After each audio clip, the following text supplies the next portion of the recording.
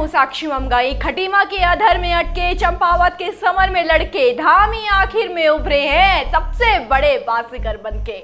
मुख्यमंत्री पुष्कर सिंह धामी ने न सिर्फ उपचुनाव में जीत दर्ज की है बल्कि उत्तराखंड के सियासी इतिहास में जीत की स्याही से ऐसा ऐतिहासिक अध्याय जोड़ दिया है जो व्यथा को फतह में बदलने की गाथा भी बयां करेगा और लक्ष्य के साथ कीर्तिमान भेदने की दास्तां भी कहेगा। वही कीर्तिमान जो कभी प्रदेश के पूर्व मुख्यमंत्री विजय बोगड़ा ने स्थापित किया था। पूर्व सीएम बोगड़ा के किस पायदान को सीएम धामी के धमाकेदार आंकड़े ने पछाड़ा है और कैसे मुख्यमंत्री की कामयाबी दरअसल राज्य का अब तक का सबसे बड़ा कारनामा है। तमाम बातें रिपोर्ट में आगे जानेंगे, लेकिन शुरुआत धामी को उनके एक निशाने से मिले 3 नजरानों पर।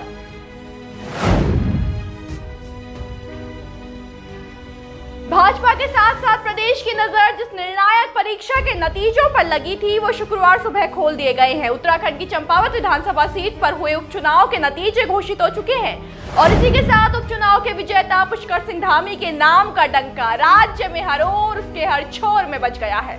खास बात यह है कि वो आंकड़े आम नहीं है जिसने पुष्कर सिंह धामी के माथे को विजय तिलक से सजाया है।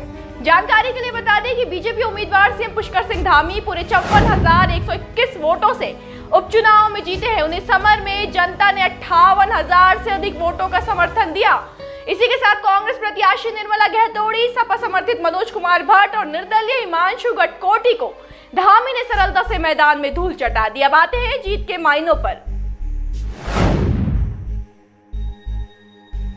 धामी की बम्पर जीत के कितने बड़े मायने निकलकर सामने आ रहे हैं ये बताने से पहले मैं चाहूंगी कि एक बार स्क्रीन पर आप नजर मार ले। देखिए, उपचुनाव में ईवीएम और पोस्टल बैलेट को मिलाकर 62,898 मतों में से सीएम धामी को 58,258, निर्मला गहतोड़ी को 3,233, सपा प्रत्याशी मनोज कुमार को 413, निर्दलीय प्रत्याशी हिमांशु गटकोटी को 402 और नोटा को 377 वोट मिले हैं। आप मार्जिन देख सकते हैं धामी की जीत का। अब इसका मतलब क्या है? देवभूमि इनसाइडर के साथ अगर आप पहले से जुड़े हैं तो आपको मालूम होगा कि सीएम पुष्कर सिंह धामी दरअसल विपक्ष की पराजय के लिए नहीं, अपनी प्रतिष्ठा के लिए लड़ रहे थे। भाजपा के 3 प्रयोजन थे: हार का दाग धुलना, सीएम पद का रास्ता खुलना और सबसे बड़ा जननेता बनकर निकलना। तीनों बिंदुओं पर जल्दी से नजर।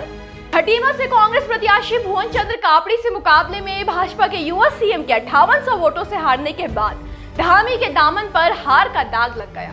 इसे छोटी मोटी जीत नहीं धुल सकती थी, एक बड़ा आंकड़ा चाहिए था जिसे देखकर देखने वाले की आंखें चौंधिया जाए। सो हो गया। मुख्यमंत्री पुष्कर सिंह धामी की शिकस्त के बाद भी उनकी ताजपोशी के चलते उन्हें ताज के लिए समर में जीतना जरूरी था। विधानसभा का सदस्य बनना अनिवार्य था, वो भी हो गया। बचा सबसे बड़ा जननेता बनना। विजय भाजपा का अल्टीमेट गोल कभी था ही नहीं, बल्कि विजय बोगड़ा के रिकॉर्ड को तोड़ने का था असली उद्देश्य। और कहने की जरूरत नहीं है, सीएम धामी ने पुराना तोड़ नया कीर्तिमान स्थापित कर भी दिया है। अगर उत्तराखंड की राजनीति पर निगाह डालें तो देखने को मिलता है कि प्रदेश कई बार उपचुनाव का साक्षी बन चुका है। इससे पहले कितने नेता कब कब उपचुनाव में उतरे हैं आपको वो भी बताएंगे, पर बड़ी बात यह है कि उतरे कितने भी हो, लेकिन जिस अंतराल से पूर्व सीएम विजय बोगड़ा ने उपचुनाव जीता था वैसा कारनामा 2022 से पहले कोई नहीं कर सका था। 2012 के विधानसभा चुनाव के बाद कांग्रेस सत्ता में जब आई तब टिहरी के तत्कालीन सांसद विजय बोगड़ा को मुख्यमंत्री बनाने का फैसला लिया गया। जवाब में भाजपा ने उनके खिलाफ प्रकाश पंत को मैदान में उतारा, लेकिन 40,154 वोटों के अंतर से बोगड़ा विपक्ष से जीत गए। देखिए, अपने आप में रिकॉर्ड था। इतने मार्जिन से कोई सीएम उपचुनाव नहीं जीता था, लेकिन धामी ने इस आंकड़े को धूमिल कर दिया है। 58,000 से ज्यादा मत पाकर मुख्यमंत्री पुष्कर सिंह धामी ने प्रदेश के 5वें उपचुनाव में ऐसा जन समर्थन पा लिया जिसका दूर दूर तक कोई सानी नहीं।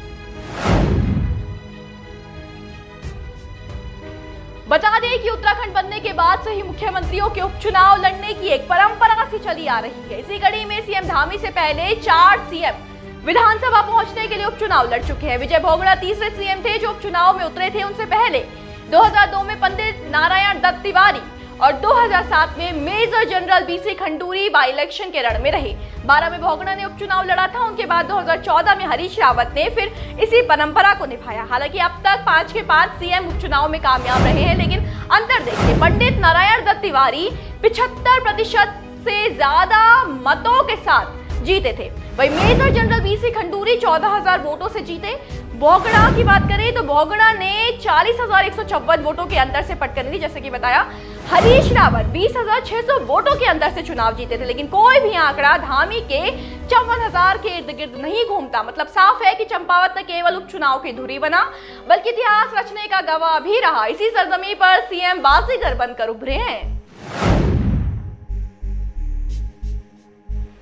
खटीमा के घाव चंपावत उपचुनाव ने धुल दिए। कांग्रेस दावे मुताबिक हारे सीएम को नहीं हरा पाई, उल्टा पुष्कर सिंह धामी की जीत ने सारा खेल पलट डाला। जनता के खिलाफ जाने का लांछन और ताज के अपमान का आरोप, सारे प्रहार प्रचंड जीत ने धुल डाले। असल में सीएम की बम्पर विक्ट्री ने उत्तराखंड की सियासी हिस्ट्री ही पूरी की पूरी बदल कर रख दी। अब देखना बस ये है कि भाजपा के ये युवा सीएम अपने कार्यकाल में नेतृत्व के कौन से नए पैमाने छूते हैं। बतौर प्रत्याशी रण जीत लिया, लेकिन मुख्यमंत्री के तौर पर पुष्कर सिंह धामी की असल जंग अब शुरू होती है, जिसमें मंजिल विकास और उत्थान से नीचे कुछ नहीं हो सकती। इसमें कितने कामयाब सीएम होते हैं, इस पर नजर रखने के लिए बने रहे देवभूमि इनसाइडर के साथ। आज ही डाउनलोड करें देवभूमि इनसाइडर ऐप।